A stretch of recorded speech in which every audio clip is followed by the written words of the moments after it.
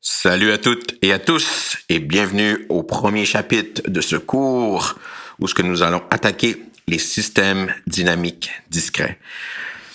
Les systèmes dynamiques discrets, c'est un outil qui va nous permettre de modéliser certaines situations en sciences de la santé qui nous sont très chères. La première situation, c'est typiquement la consommation de drogue ou de médicaments ou d'alcool ou peu importe.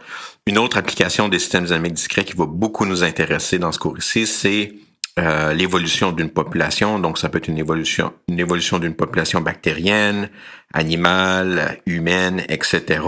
Donc, c'est vraiment un outil qui est puissant. Donc, ce chapitre-ci, c'est un outil mathématique qui va nous permettre de décrire, justement, de modéliser et de décrire l'évolution à long terme de scénarios très spécifiques. Donc, on va commencer avec une définition qui est un peu frette, qui dans le sens que c'est une définition qui va être très mathématique. Puis la meilleure manière d'assimiler cette définition-là, ça va être de sauter dans un exemple. Puis vraiment, le core philosophie de ce cours ici, de ce chapitre-ci, excusez, va être décrit au travers d'un seul exemple. Si vous comprenez un exemple concret, puis de façon approfondie, les autres exemples, ça va être du rinse and repeat. Donc, première définition, c'est quoi un système dynamique discret? Donc, petit warning, là, ça va être un peu fret en notation, en terminologie, mais on va y aller avec un exemple tout de suite après. Donc, un système dynamique discret, c'est construit d'abord et avant tout avec f, une fonction, bien sûr, c'est un cours de calcul. Donc, une fonction à valeur réelle, donc qui prend une entrée réelle, qui sort une valeur réelle. Donc, les entrées sont des nombres réels, les sorties sont des nombres réels. Puis notre équation est de la forme suivante. Donc, xn plus 1 est égal à f de xn. Donc, encore une fois ici, beaucoup de notation. Donc, ça, c'est un système dynamique discret. Donc, c'est quoi le n? Le n, c'est simplement l'étape du système dynamique discret. Donc, SDD, ça va être pour système dynamique discret. Xn, c'est simplement l'étape du système dynamique discret à l'étape n. Lorsqu'on commence, donc puisque notre index commence à 0, ensuite saute à 1, à 2, etc. Donc, si le mot discret, c'est parce que les étapes, c'est des quantités finies, donc 0, 1, 2, 3, etc. Donc, x0, la première valeur du système, c'est ce qu'on appelle la condition initiale du système dynamique discret. Et f, c'est ce qu'on appelle la fonction d'itération ou la fonction itérative. Donc, qu'est-ce qui se passe? Je pense que la meilleure manière d'illustrer un système dynamique discret, ça va être avec un petit dessin. Donc ici, l'idée, c'est on commence avec quoi? On commence avec une fonction. Puis cette fonction-là, donc, boum, OK, non, excusez, boum, OK, voilà ma fonction. Puis qu'est-ce qu'on donne à manger dans cette fonction-là? On lui donne une valeur de x. Donc, le premier x qui va rentrer, c'est la condition initiale. Donc, la première valeur de x qui rentre à l'intérieur de la boîte. Donc, si je vais partir de ma condition initiale qui était mon point 3, donc, moi, ma condition initiale x rentre dans ma boîte, puis ce qui va sortir, donc, le x0, c'est l'entrée, elle rentre dans la boîte, puis qu'est-ce qui sort de la boîte? Ça va être une nouvelle valeur qui va être la valeur à l'étape suivante, donc à l'étape 1. Donc, x0, c'est, donc, pensons toujours à une idée. Prenons toujours un exemple concret. Donc, supposons qu'on connaît la quantité initiale d'une population. On a il y a quelque chose qui arrive à cette population-là, puis on peut ensuite calculer la valeur à l'étape suivante. Puis ensuite, si on veut calculer la valeur du système discret à l'étape 2, mais qu'est-ce qu'on fait? Ben, on prend la nouvelle valeur x1, boum, OK, puis on la rentre dans la boîte à nouveau. Puis qu'est-ce qui va sortir? Donc, x1 rentre dans la boîte. Puis qu'est-ce qui va sortir? Ben, c'est la valeur du système à la deuxième étape. Donc, si je veux savoir c'est quoi la valeur à la troisième étape, ben, je fais simplement évaluer ma fonction à x2. Donc ici, je prends ma boîte à nouveau, je prends mon entrée, qui va être x2, boum, OK? Puis ça va rentrer à l'intérieur de ma boîte. Donc, x2 rentre à l'intérieur. Puis qu'est-ce qui sort? C'est x3. Donc, éventuellement, qu'est-ce que je peux faire? Donc, je fais juste continuer ce processus-là itératif. Puis éventuellement, qu'est-ce que j'ai? Donc, si je laisse aller ça, en général, qu'est-ce qui rentre dans la boîte? OK, ben c'est la valeur du système à l'étape n. Donc, juste en général, j'appelle ma nème étape, OK, xn. Donc, c'est quoi ma population après n? Après n jours, après n semaines ou peu importe. Donc, j'ai une quantité que je modélise, que j'appelle xn. Xn rentre dans la boîte, OK, elle se fait transformer par la fonction d'itération, la fonction itérative, puis ce qui sort, c'est la valeur à l'étape suivante. OK, donc en général, Xn devient Xn plus 1. OK, donc, Puis, qu'est-ce qui va nous intéresser dans ce cas-ci, c'est de laisser aller ce système-là. Donc, qu'est-ce qui arrive si on continue, OK, puis on veut savoir c'est quoi éventuellement la concentration d'un médicament ou d'une population. Donc, un système dynamique discret, c'est vraiment juste une fonction qui prend une entrée, qui en recrache, qui crache une valeur, puis ensuite, on fait juste redonner à manger, là. Donc, X1 rentre dans F pour donner X2, X2 rentre dans F pour donner X3. En général, la valeur du système dynamique discret Xn rentre dans la fonction, se fait évaluer, puis nous crache la valeur du système à l'étape suivante. Donc, Xn, c'est vraiment l'étape en ce moment, la valeur du système discret en ce moment, puis Xn plus 1, c'est la valeur suivante. Okay? Donc, beaucoup de notation, puis encore une fois, ça va être beaucoup plus simple de comprendre ces choses-là avec un exemple concret. Donc, comme je l'ai mentionné, quelques reprises déjà, j'ai vendu un peu mon punchline que je vais résumer à nouveau en remarques parce que c'est des remarques qui sont importantes. Dans une question de système dynamique discret, on a typiquement les informations suivantes. OK, donc, on a l'état actuel, donc on a une quantité à modéliser, donc concentration de médicaments, concentration d'alcool dans le sang, population, OK, animale ou humaine, qu'on veut modéliser. Donc, on veut modéliser une certaine quantité, donc population, concentration de médicaments, ça va être typiquement les deux exemples populaires. Le système dynamique discret est indexé par le temps. Donc, typiquement, le N qui est dans ces questions-là, là, donc l'index, là, le N dans ces questions-là, c'est qu'est-ce qui va correspondre au temps. Ça va typiquement correspondre au temps. Donc, typiquement, on va chercher, supposons qu'on parle de population, donc peut-être que notre système dynamique discret, le N, va être aux secondes. Si on a une population de bactéries, si on a une population animale, ça va peut-être être aux mois, aux années. Donc, typiquement, dans la question, c'est clair. On cherche à modéliser une quantité qui évolue en fonction du temps, puis le temps est toujours spécifié dans la question. Donc, en secondes, en minutes, en jours, en semaines, en mois, en années, en décennies, etc. Donc, c'est toujours super bien spécifié c'est quoi la quantité. OK, donc, c'est quoi la quantité, si on veut, le temporel, là. Puis c'est le temps qu'on utilise pour indexer notre système dynamique discret. La quantité initiale, le X0, OK, est toujours connu ou décrit dans la question. Donc, on cherche à modéliser une population de lapins dans une forêt. On sait qu'initialement, dans la forêt, il y a 1000 lapins. OK, donc c'est toujours une quantité qui est donnée dans la question. OK, donc il y a combien de lapins au début, mais c'est connu. Donc la quantité initiale, c'est connu. Puis on veut savoir qu'est-ce qui va se passer, OK, dans le futur. La fonction d'itération est soit donnée quand vous êtes gentil, OK, ou se modélise avec l'énoncé du problème. Donc, on va avoir assez d'informations dans le problème pour justement construire la fonction f. Ah, on a une population animale qui se reproduit à un taux de 20%, puis disons qu'il y en a une dizaine qui meurent à chaque année de maladie. Donc, avec l'information donnée et décrite dans la question, vous allez être capable de pouvoir modéliser la fonction itérative. Puis le but, donc c'est quoi le but du système dynamique discret? Mais c'est de décrire l'évolution à long terme de notre modèle avec des outils mathématiques, donc le système dynamique discret. Puis il y a un peu de limite, mais sans rentrer trop dans les détails. Donc, c'est vraiment notre outil. Là. Donc, on veut modéliser de quoi, puis on veut utiliser le système dynamique discret pour justement étudier l'évolution de la quantité qu'on veut modéliser. Donc, si tu prends un médicament aux heures, qu'est-ce qui va se passer? Tu vas-tu aller en overdose, etc. Donc, c'est qu'est-ce qu'on va faire. Puis comme j'ai dit, la meilleure manière de tout assimiler cette notation-là, cette terminologie-là, c'est de sauter dans un exemple. All right. Donc, faisons un exemple. Donc, Bob est invité à un party. Donc, clairement, c'est une situation fictive, là. OK, personne m'invite dans un party, là. But anyways. Donc, à chaque heure, pour socialiser, je consomme une capsule d'acide lysergique dit thialimide, donc, plus connu sous le nom de LSD. Donc, dès que je pogne un cap d'acide, donc après l'ingestion d'un cap d'acide, supposons que la concentration de drogue active dans le sang augmente instantanément de 1 mg par litre de sang.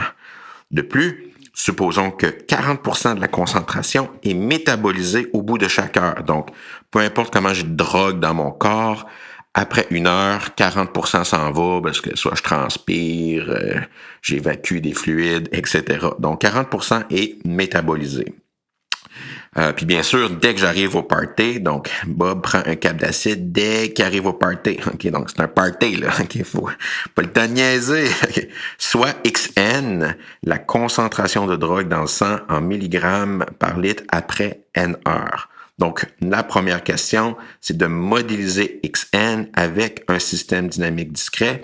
Une fois qu'on va avoir construit ce modèle-là, on va calculer la concentration ou les concentrations pour les 3 premières heures après mon arrivée au party. Donc, on va calculer X1, X2 et X3. Okay, donc, la concentration après 1 heure, 2 heures et 3 heures. Donc, pour commencer, donc la solution, donc je vais faire A en premier. Donc, here we go, boom. OK, donc la solution ici est la suivante. Donc, puisque je prends un cap d'acide direct en arrivant, j'ai que ma condition initiale, donc initialement, après le premier cap d'acide, X0 est égal à 1. Donc, je prends un cap d'acide en arrivant, c'est dit que dès qu'on prend un cap d'acide, la concentration de drogue augmente de 1 mg par litre. Donc, la condition initiale, initialement, j'ai 1 mg par litre de sang de drogue active dans mon système, dans mon sang. Donc, à chaque heure qui passe, la concentration, donc ça, c'est vraiment la partie la plus technique de la question parce que là, on veut trouver une formule qui va me permettre de calculer la concentration l'heure suivante. Donc, à chaque heure qui passe, la concentration baisse à 60% et augmente de 1 mg par litre. Donc, pourquoi que ça descend de 60%? Puis qu'est-ce que j'ai fait pour vous? Si je dessinais, donc, si supposons que ça, c'était pouf, okay, XN représente ma quantité de drogue en ce moment. Donc, souvenez-vous, le XN, donc quand vous modélisez ça en général, XN, c'est la quantité de drogue dans le sang en ce moment. Puis qu'est-ce qu'on sait selon le modèle? On sait que 40% va être métabolisé. Donc, 40% va être métabolisé. Donc, je l'ai mis ici en rouge. Donc, si 40% est métabolisé, qu'est-ce que ça veut dire? Ça veut dire qu'après 1 heure, peu importe combien de médicaments qu'on avait dans le sang, il va en rester 60%. Donc, dans 1 heure, peu importe ce que tu as en ce moment, mais 60% va rester dans ton système. Puis, bien sûr, qu'est-ce que je fais? Mais je rajoute 1 mg par litre parce que c'est le nouveau caplet. Donc ici, le 0,6 XN, c'est la quantité précédente qui me reste au bout d'1 heure. Puis le plus 1, mais c'est le nouveau caplet. Donc ici, le plus 1, c'est vraiment pour le new pill. OK, donc je prends une nouvelle pilule. Donc ça, c'est le plus 1. Puis ça, le 0,6 XN, c'est qu'est-ce qui restait avant. Donc, puis dans chaque question, c'est vraiment toujours le système dynamique discret, c'est toujours cette équation-là qui est la plus difficile, entre guillemets, à modéliser. Donc, le terme de gauche, peu importe le système dynamique discret, va toujours être xn plus 1. Donc, c'est quoi la quantité l'heure suivante? Donc, xn plus 1, ça veut simplement dire l'heure suivante, mais c'est la quantité en ce moment qui va descendre à 60%, plus le nouveau caplet.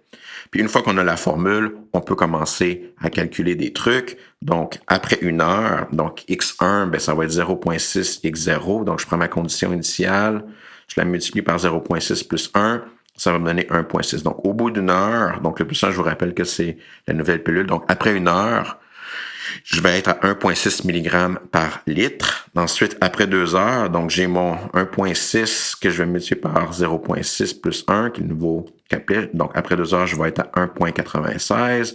Au bout de 3 heures, je vais faire 1,96. Donc, ce que j'ai après 2 heures fois 0,6 plus 1, qui va me donner 2,176 mg par litre. Donc, au début, j'ai 1 mg en arrivant. Après 1 heure, 1,6. Après 2 heures, 1,96. Après 3 heures, 2,76. Donc, deuxième partie de la question. Donc, bien sûr, prendre la drogue, c'est dangereux. OK? Donc, première chose, si une dose supérieure à 1,666 mg par litre provoque de fortes hallucinations, et qu'une dose supérieure à 2,5 mg par litre peut être mortelle, alors décrire l'évolution de la soirée pour Bob si je continue de façon assidue à prendre un cap de LSD par heure. Donc, est-ce que je suis en danger? OK, je vais-tu crever, là? OK, si je continue à prendre des pilules. Donc, 1 par heure. Donc, ici, la solution, boum! OK, donc, puisque on peut déjà le remarquer, OK, cette partie ici, là, au bout de 2 heures, lorsqu'on regarde X2, j'étais à 1,96, je vais être déjà au-dessus de la concentration qui provoque des hallucinations. Donc, on voit que X2 est plus grand que 1,666. Donc, je vais commencer à avoir des hallucinations après 2 heures. Donc, dès 2 heures, là, vers la deuxième heure, là, je vois des bébés marcher sur le plafond, là. C'est comme, it's a party. OK? Donc, c'est spécial, là.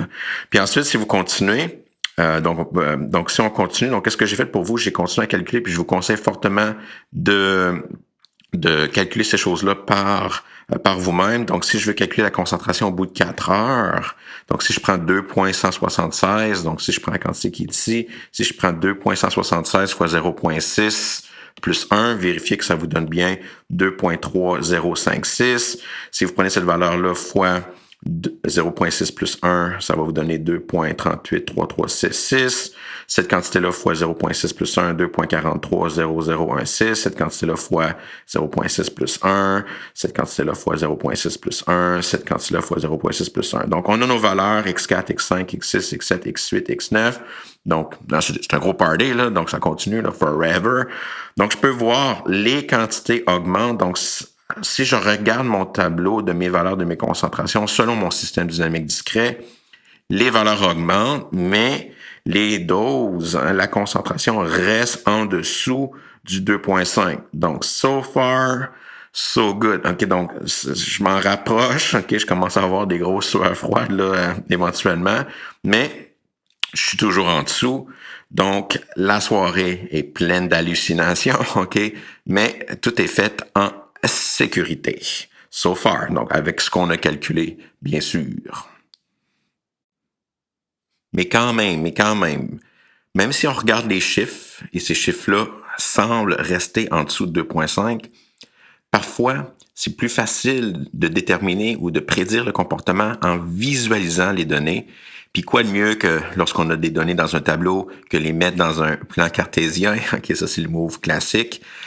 Donc, prendre les données d'un système dynamique discret et le mettre dans le plan cartésien, c'est qu'est-ce qu'on va appeler l'orbite, OK, du système dynamique discret. Puis ça va nous permettre justement de étudier l'évolution du système dynamique avec un outil qui est visuel. Donc, comme je viens de le mentionner, donc une remarque est importante, c'est typiquement difficile d'analyser l'évolution du système dynamique discret juste en regardant les chiffres. Donc, on va introduire un outil graphique. Donc, prochaine définition, si on commence avec un système dynamique discret, l'orbite d'un système dynamique discret. Donc, l'orbite positive, parce qu'on va avancer, on pourrait parler d'orbite négative, mais on fera pas ça dans ce chapitre, dans cette section-ci.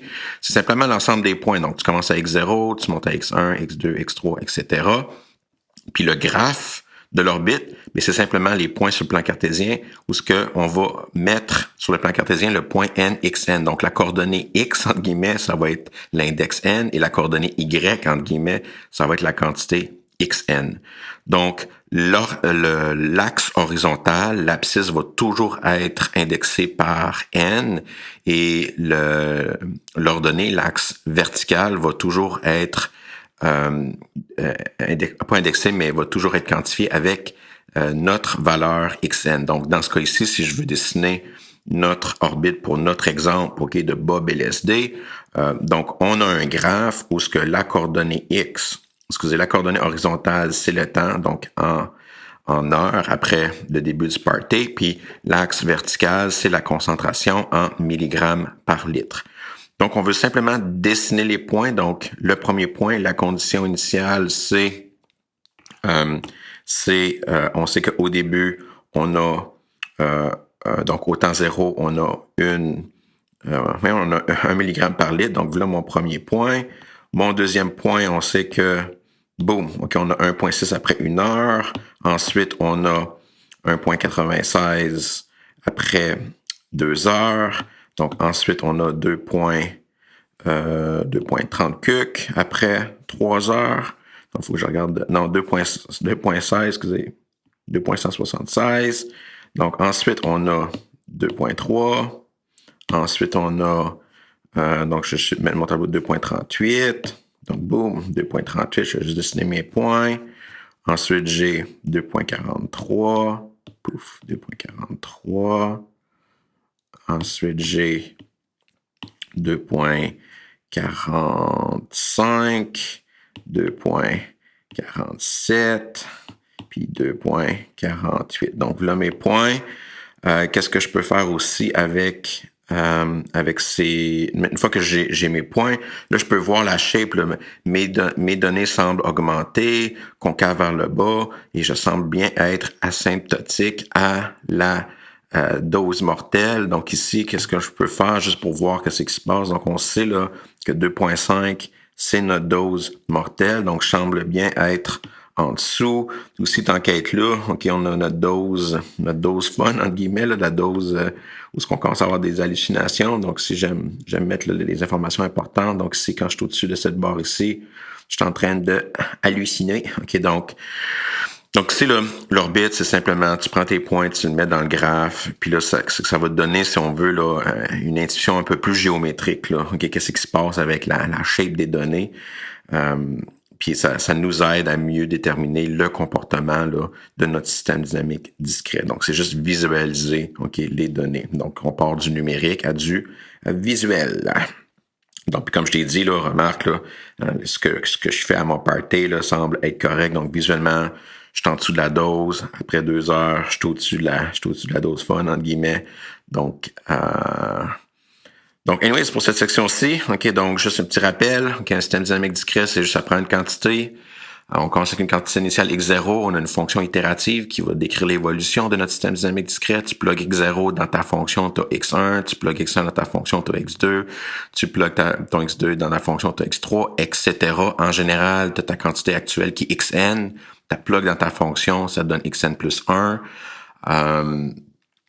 Puis le but de ce cours ici, c'est utiliser justement ces systèmes dynamiques discrets-là pour modéliser certaines situations. Les situations classiques vont être modéliser des concentrations de médicaments dans un corps humain ou modéliser des populations bactériennes, animales, humaines, etc. Donc, ça va être vraiment les grosses applications de nos systèmes dynamiques discrets. Puis ensuite, le premier pas, après avoir modélisé puis regardé le comportement numérique, c'est de visualiser ces données-là simplement en le mettant dans un plan cartésien. C'est ce qu'on appelle le graphe de l'orbite. Anyways, pour cette section-ci, that's it, that's all. Bye bye là.